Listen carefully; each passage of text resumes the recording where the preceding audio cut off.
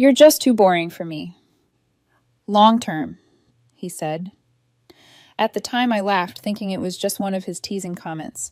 But that night, when I saw how serious his eyes were, something in me cracked. My name is Deborah Grant. I'm 28 years old, and this is the story of how I learned that stability can feel like a curse in the wrong hands. I've never been the spontaneous type. I don't book flights on a whim or dance on bar counters just to feel alive. I'm the one who remembers birthdays, waters plants, and keeps extra batteries in the drawer just in case. For the longest time, I thought that made me dependable.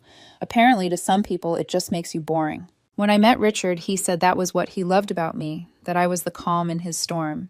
He had this infectious energy, the kind of man who could walk into any room and make everyone turn toward him. And at first, I thought we balanced each other. He'd bring adventure, I'd bring peace. It felt like harmony until it didn't. We'd been together a little over 2 years when it happened.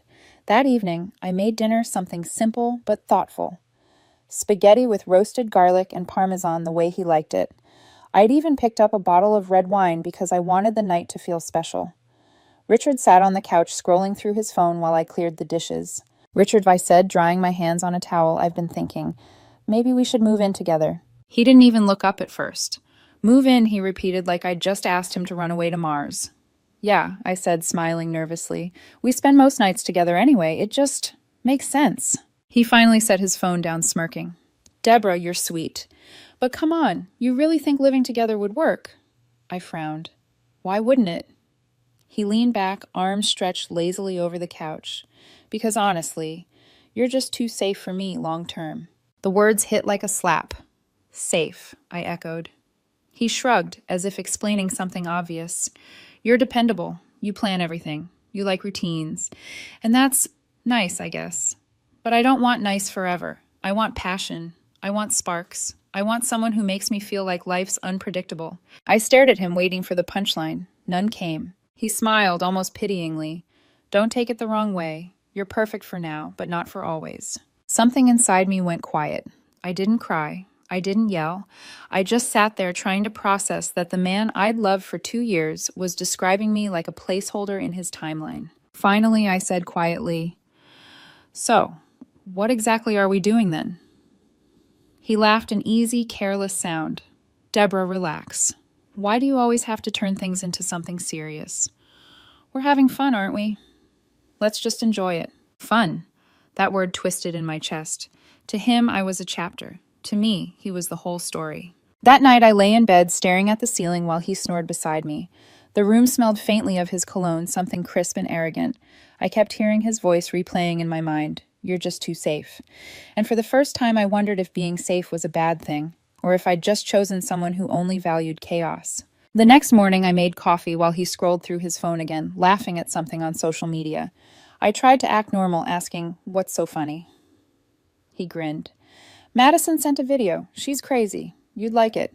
Madison, his ex. He still talked to her as friends, or so he said. I told myself not to read into it. But there was a light in his eyes when he said her name, the kind that used to be there when he looked at me. Over the next few weeks, that light dimmed for me and grew for her. Our Friday nights, once filled with movies and laughter, turned into him saying, I'm meeting some people from work. Don't wait up. He'd come home past midnight smelling of alcohol and someone else's perfume. I told myself not to overthink. I told myself that love requires patience. But deep down, something darker whispered, he's already halfway gone. I stopped bringing up moving in. I stopped asking about his nights out. I started walking on eggshells in my own relationship, quiet, careful, waiting for him to remember that I was enough. But he didn't. One evening, while I was folding laundry, he came home beaming. You should have seen Madison tonight, he said, tossing his jacket aside. She jumped on the bar and started singing. Everyone was cheering. I forced a small smile. Sounds wild. He chuckled. Yeah, she just makes everything feel electric. You'd never do something like that. That one stung more than I wanted to admit. I turned back to the laundry, pressing a wrinkle flat with shaking hands. He didn't even notice. Later that night, I sat by the window, city lights flickering in the distance. The reflection, staring back at me, looked like a ghost, the version of myself I'd slowly muted for him. I thought of all the nights I'd stayed awake, waiting for him, all the quiet dinners, all the little things I did, hoping he'd see how much I cared. And for what? To be called Boring. Maybe that's when it truly hit me. I was building a future with someone who never intended to stay in it. The next morning, he kissed my forehead casually before heading out. "Don't wait up," he said without even looking back. And for once I didn't. I sat at the kitchen table long after the door shut behind him, the silence pressing heavy around me. It was strange that silence used to scare me, but now it felt almost comforting. Because for the first time in months, I wasn't waiting for his voice to fill it. I didn't know it yet, but that silence would become my greatest weapon. It's funny how you can spend years building something only to watch it crumble quietly in the background while you pretend not to see it happening. That was my life for the next few weeks. Richard and I still called each other boyfriend and girlfriend, but what we had wasn't a relationship anymore. It was a memory we were both too lazy to let go of. He started spending more nights out with coworkers. He said it like an apology, though his tone made it clear he wasn't actually sorry. At first I tried to act understanding. "You've been working hard," I said. "You deserve some time to relax." He'd smile, kiss my cheek absently, and vanish into the night with a scent of cologne stronger than usual. I told myself it was fine. I told myself not to be the controlling girlfriend. But every time he left, the silence in my apartment got louder. The dinner I'd made would go cold, the wine would stay unopened, and I'd sit there imagining him laughing with Madison, the woman who could sing on bars and make chaos look glamorous. I hated that image, but I couldn't shake it. Not because I didn't trust him, but because I didn't trust what he wanted. 2. Fridays later, I decided to surprise him at the bar he said he was going to. I'd never done something like that before. It felt desperate out of character, but my gut wouldn't let me rest. The moment I stepped inside, I saw him, and her. Madison was easy to spot tall, glowing in the way women do when they know all eyes are on them. Richard was leaning close, saying something in her ear, and she laughed that kind of laugh that pulls the whole room into it. He looked alive in a way he hadn't looked with me in months. I froze by the doorway. I could have stormed over. I could have shouted, but instead I just stood there, invisible, in a place that used to feel safe because of him. Then I turned around and left. That night I didn't sleep. I kept thinking about that word safe. He'd said it like it was an insult, like stability was a cage instead of a home. But as I stared at the empty side of my bed, I realized something else.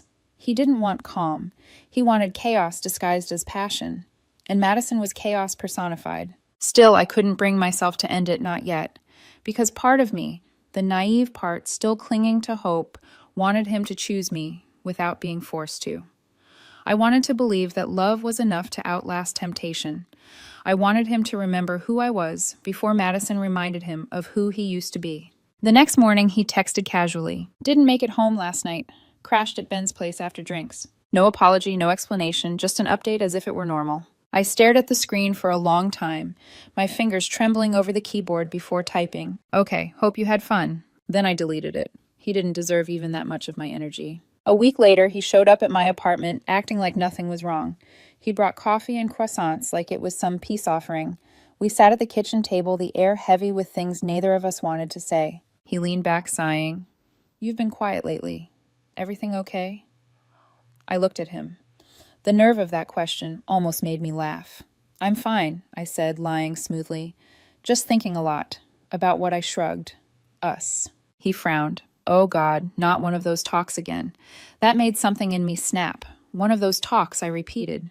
"Richard, you called me boring for wanting to move forward.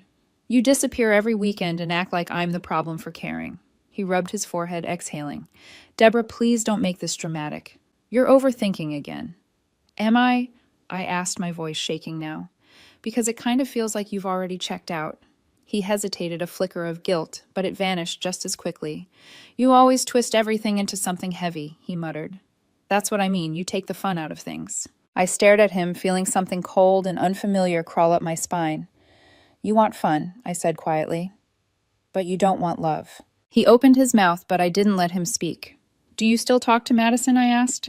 He blinked clearly, not expecting it. "What does that have to do with anything?" "It has everything to do with it," I said. "Because every time you say her name, you light up in ways you never do with me."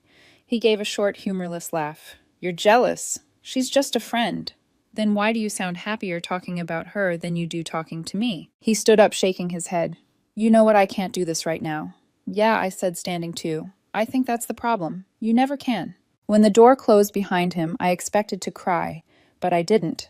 I just sat back down at the table, staring at the coffee he'd brought, now gone cold. For the first time, I didn't feel hurt. I felt empty, like someone had turned off the noise in my head and left nothing but quiet. That night, I didn't wait for his text. I didn't check if he'd seen my stories or liked my posts. Instead, I wrote in my journal, something I hadn't done in months. I keep trying to calm his storm, but maybe I'm not supposed to. Maybe I'm supposed to leave it and save myself. When I put the pen down, I realized my hands weren't shaking anymore. A few days later, he called. "Hey," he said casually, "you've been distant. Did I do something?" I almost laughed. "Richard, you've done many things," he sighed. "Deborah, I don't want to fight. I just want us to be okay." "Then stop treating me like I'm the boring alternative," I said softly. "Because I'm not." He went silent. For once, he didn't have a snappy comeback. Finally, he said, "I'll call you later." But he didn't, and I didn't wait. That weekend, I passed a bar downtown and heard music spilling out, someone singing loudly off-key, but joyful.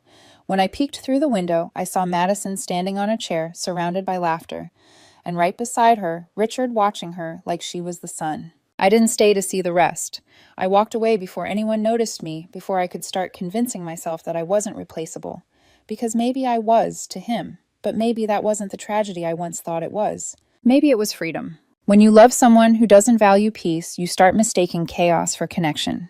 That's how I spent the last few weeks with Richard, waiting for moments of calm that never lasted long enough to feel real. He still texted me occasionally, still dropped by with that effortless charm that once made me melt. But every time he smiled, I could tell it wasn't for me anymore. It was for whoever was on the other end of his phone when he thought I wasn't looking. The nights felt longer, the bed colder. Even when he was there, his mind wasn't. I tried to convince myself that this was just a phase, that love could survive through exhaustion, through distance, through one-sided effort. But then one evening, when the air between us felt like smoke, I decided to stop lying to myself. He came over after work, his shirt half untucked, smelling faintly of whiskey. "Rough day?" I asked. "Not really," he said, tossing his keys on the counter. "Just drinks with Madison and a few people from the office." The name hit me like a pebble dropped in still water. Tiny ripples of hurt spread across the surface of my heart, but I didn't show it. "Do you ever hear yourself?" I asked quietly. He looked confused. "What do you mean?" "You talk about her like she's the only part of your life that still excites you," he groaned. "Deborah, not this again. You're reading too much into everything." "No," I said, standing now. "I'm finally reading it exactly as it is." He frowned, clearly irritated. "You really can't stand it when I have female friends, can you?" I laughed softly. "Friends. Is that what you call it?" He opened his mouth, then closed it. I could feel my pulse in my ears, the kind of quiet fury that doesn't scream, it just ends things. So I asked the question I already knew the answer to. "Are you seeing her?" He stared at me for a long moment before replying, "Not officially. But she makes me feel alive in ways you never could." That was it. There it was, the truth I'd been dragging out of him piece by piece. He said it like it was freedom, but for me it was clarity. I didn't cry. I didn't throw anything or beg him to stay. I just nodded once and said, "Then you've already made your choice." He blinked, caught off guard. "Wait, what? I'm not going to compete for someone who's already decided I'm not enough." "Deborah, come on," he said, trying to laugh it off. "You're overreacting. It's not that serious." I tilted my head slightly. "It's serious enough for me." There was a silence so sharp it could cut glass. He looked away, first muttering, "You'll regret walking away." I smiled faintly. "Maybe. But at least I'll be walking towards something honest." He left without another word, slamming the door behind him. And just like that, the apartment was quiet again. That's when I noticed how peaceful that silence felt. No tension, no second-guessing, just air. I looked around at all the things that used to make me feel connected to him. The coffee mug he left, the sweater draped on the chair, the toothbrush beside mine. And for the first time, instead of feeling comfort, I felt the weight of everything I'd been carrying alone. I started packing that night, not in a frenzy, but carefully, methodically. Every folded shirt, every picture frame was a decision to reclaim myself. When I found one of his notes from months ago, "You're my calm place," I almost laughed. He said he loved my calmness, then punished me for not being chaos. The irony wasn't lost on me. By midnight, my suitcase was full. I took one last look around the apartment that had held so many versions of me, hopeful, patient, heartbroken, and whispered, "You wanted excitement, Richard. I hope you find it." Then I left my key on the counter and walked out. The first night alone was the hardest. I stayed in a small rental room with peeling paint and a mattress that creaked. It wasn't home, not yet, but it was mine, and that was enough. When the sun rose, it felt different. Like I'd finally stepped out of a storm I didn't realize I'd been standing in. For days after Richard didn't call, he didn't text, and I didn't expect him to. He was probably busy chasing electric nights with Madison, drowning himself in the kind of chaos he called passion. Meanwhile, I found myself relearning silence, learning that peace isn't the absence of sound, it's the absence of fear. The first few mornings, I woke up reaching for a phone that didn't buzz anymore, but slowly that ache started to dull. Because the truth was, the more distance I put between us, the more I could finally hear myself. 3 weeks later, I saw a photo online. Richard and Madison. They were laughing in a bar, her hand on his chest, his head thrown back in laughter. The caption read, "Finally living life to the fullest." I stared at it for exactly 5 seconds before closing the app. Then I made myself a cup of tea, sat by the window, and smiled quietly. Because what he didn't know was that I was finally living too, just differently. And as the steam from my mug fogged the glass, I whispered to myself, he didn't see it coming. But the best goodbye is the one where you never look back. People always talk about heartbreak like it's loud, like it's shouting, crying, throwing things. But mine wasn't. Mine was quiet. Just me, my thoughts, and an apartment that didn't echo with his voice anymore. And for the first few weeks, that silence felt unbearable. I'd wake up every morning expecting a text from Richard, some meaningless hey or miss you that would give me permission to pretend the breakup hadn't happened. But it never came. At first, I kept my phone nearby, checking it every hour, then every few hours. Eventually, I just left it in another room. Because the truth was waiting for him was like waiting for rain in a drought. You convince yourself it's coming just to survive another day. The silence, though, began to change shape. At first, it was sharp and painful. It reminded me of everything I'd lost: his laughter, our inside jokes, the rhythm of having someone always there. But slowly the silence softened. It became something else. Space. Space to breathe. Space to think about who I had been before I tried to fit into his version of love. I started small. A walk in the morning before work. A cup of coffee in a cafe I used to love but stopped visiting because he didn't like the parking there. Little things. Tiny rebellions against the version of myself that only existed in his shadow. After a week, I joined a yoga class. After 2, I signed up for the gym. It wasn't about changing my body. It was about feeling like I had control over something again. At first, I felt awkward, out of place among people who seemed to already know what they were doing. But every drop of sweat felt like proof that I was still here, still capable of rebuilding, still capable of choosing myself. My friends noticed before I did. "You're glowing lately," my best friend Lauren said one night over dinner. "Like you finally exhaled after holding your breath for too long." I laughed, a little self-conscious. "Maybe I have." She tilted her head. "Have you heard from him?" "No," I said. "And I'm not checking." That made her smile. "Good. Let him miss the woman who learned to love her own peace." Weeks passed, then months. And one morning I realized I hadn't thought about Richard for an entire day. Not once. That's when I knew I was healing. It wasn't dramatic. There was no sudden burst of freedom, no montage-worthy moment. Just quiet mornings that didn't hurt anymore, evenings that didn't ache with loneliness. Just calm. Every now and then, I'd hear about him through mutual friends. Apparently, he and Madison were inseparable, always posting photos from bars, concerts, parties. "Honestly, it looks exhausting," one friend said. I smiled politely, but said nothing. Because deep down, I already knew how that story ended. People who chase chaos eventually get burned by it. And for the first time, I didn't feel like I needed to watch it happen. Instead, I filled my time with things I'd forgotten I loved. Books, painting, weekend hikes. I even started learning guitar again. Something I'd put away years ago, because Richard once joked I wasn't the artsy type. It's strange how much you can shrink yourself to fit into someone else's comfort zone without realizing it. But silence has a way of showing you who you were before the noise. Sometimes late at night, I'd catch myself thinking about him not with pain, but with gratitude, because losing him had forced me to rediscover myself. He'd called me boring, but I was finally learning that being boring meant having peace. It meant quiet mornings instead of screaming matches, consistency instead of confusion, stability instead of storms. Maybe I wasn't too safe for love. Maybe he was just too reckless to recognize what love really looked like. 3 months after the breakup, I stood in front of my mirror and barely recognized myself. Not because I looked different, though I did, but because I felt different. My eyes were steadier. My smile was real. I didn't flinch at my reflection anymore. The woman staring back at me wasn't waiting for anyone to choose her. She had already chosen herself. And in that silence, the one that once felt unbearable, I finally heard the most peaceful sound in the world. My own heartbeat. Steady, strong, free. 6 months. That's how long it took for the silence I'd built to reach him. I wasn't looking for updates about Richard anymore, but sometimes life doesn't wait for permission to show you how the story ends. It started with a text from Lauren. "You won't believe this," Madison posted some messy breakup quotes.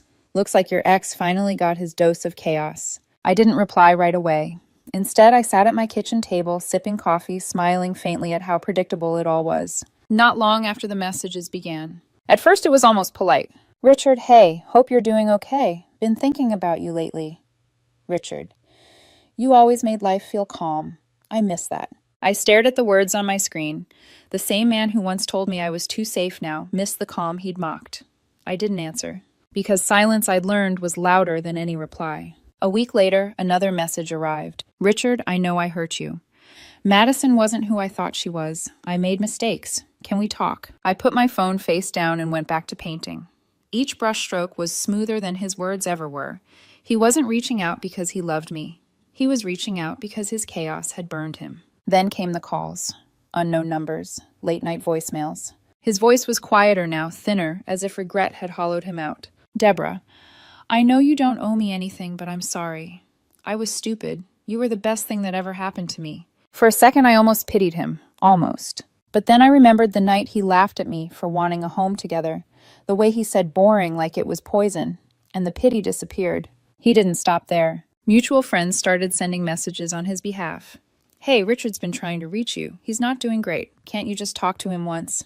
Even his mother commented on one of my photos online. "Madison was a mistake. You were the kind of woman he needed.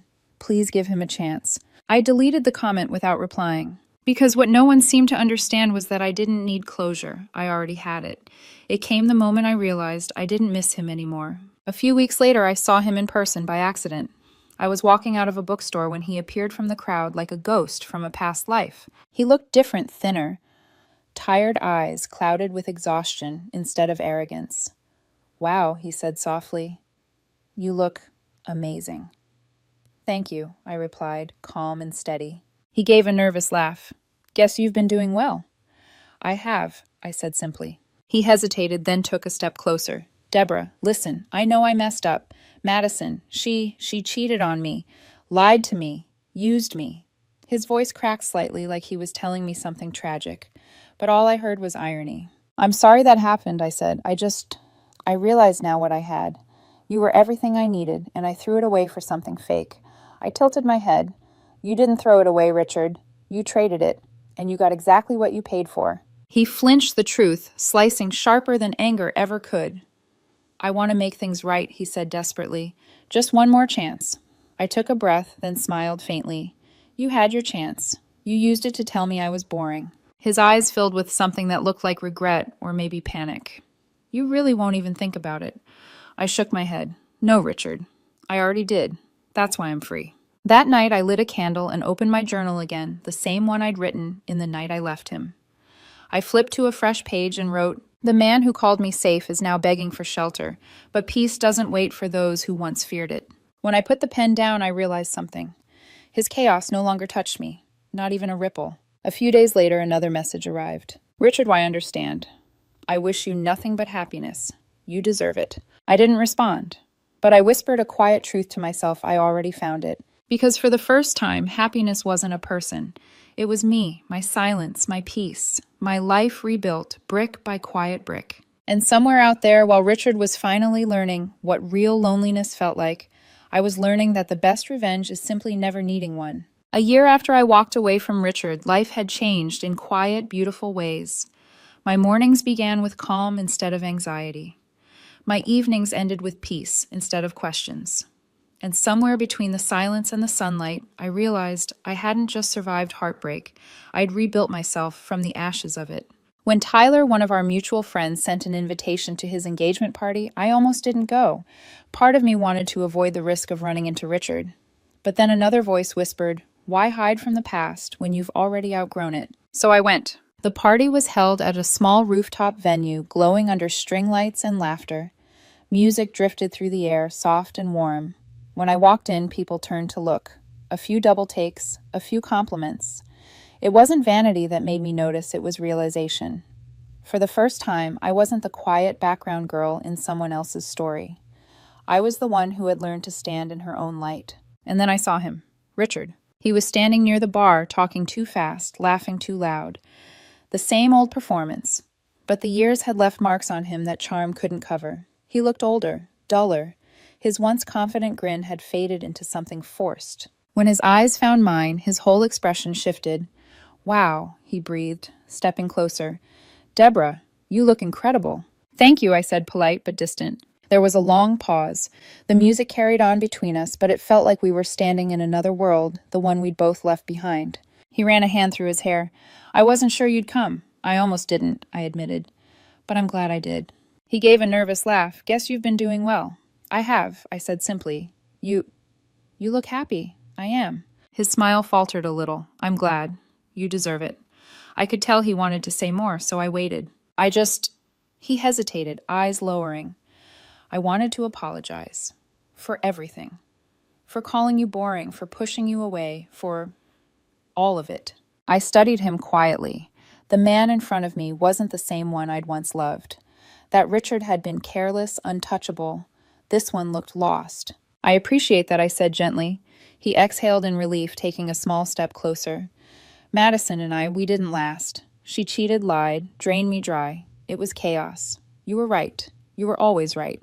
I tilted my head slightly.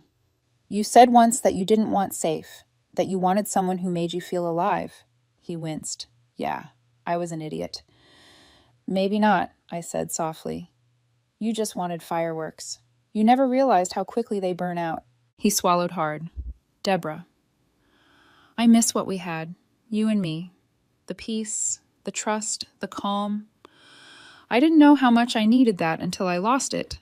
His voice broke a little. "Can we start over?" For a moment, I looked at him and saw flashes of the man I used to love, the small moments that once made me stay. But then I remembered the woman who waited in silence for a love that never respected her peace. So I smiled sadly. "No, Richard, we can't." He blinked. "Why not? You forgave me, didn't you?"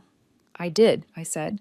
"But forgiveness isn't an invitation to return." He looked genuinely hurt now, like he'd expected me to crumble the way I used to. "I've changed," he said quickly. "I can make it right this time." I shook my head.